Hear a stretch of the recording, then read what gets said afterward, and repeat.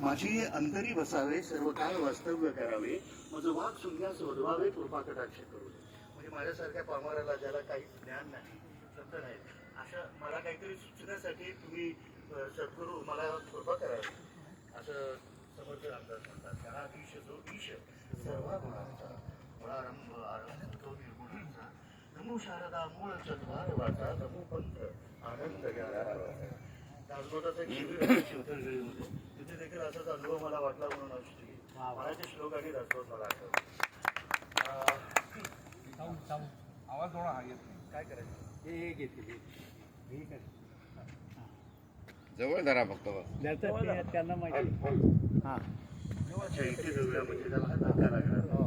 Okay anyway म्हणजे जसं sir म्हणाले, सरांनी एक असा धावता आढावा घेतला की भारुडापासून ते म्हणजे दासबोध ज्ञानेश्वरी ग्रंथ, तुकोबांचा ग्रंथाच्या माध्यमातून संतांनी जे म्हणायचं होतं ते संगीत स्वरूपामध्ये मांडलं. आणि संगीत स्वरूपामध्ये जर एखादा विचार मांडला तर तो अंतःकरणाला भिडतो.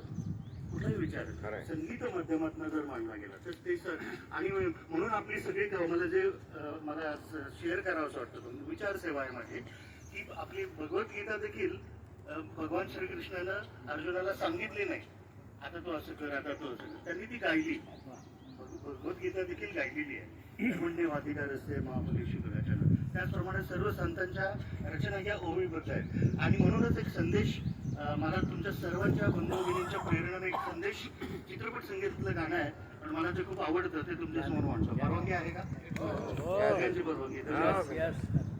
फार प्रसिद्ध असलेलं गाणं आहे. आपण टाळ्यांनी त्याला म्हणजे ताल म्हणतो. 1 2 3 4.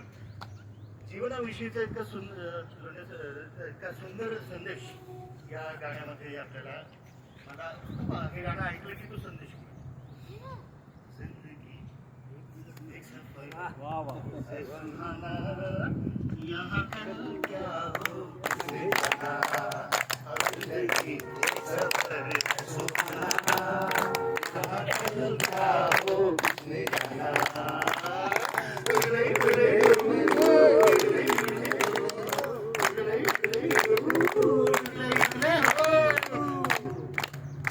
तारों से चलना है आगे, आसमानों से बढ़ना है आगे, अरे चांद तारों से चलना है आगे, आसमानों से बढ़ना है आगे, पीछे रह जाएगा ये ज़माना, कल क्या हो इसे जाना, जिंदगी एक सफर है सुहाना, कहाँ कल क्या हो किसने जाना.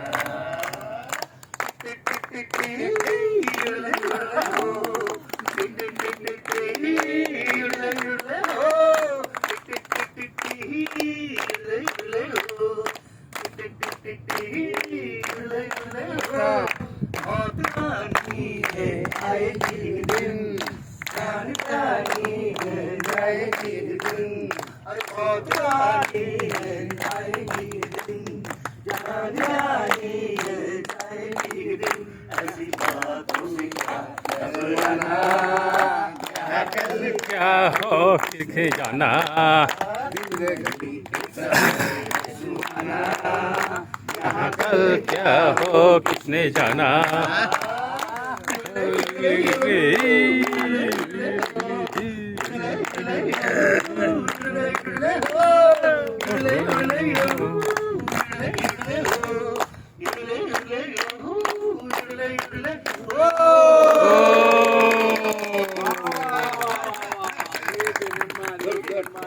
सुंदर संदेश तुम्ही सर्वांची मला सेवा करण्याची धन्यवाद. तिकडे तिथे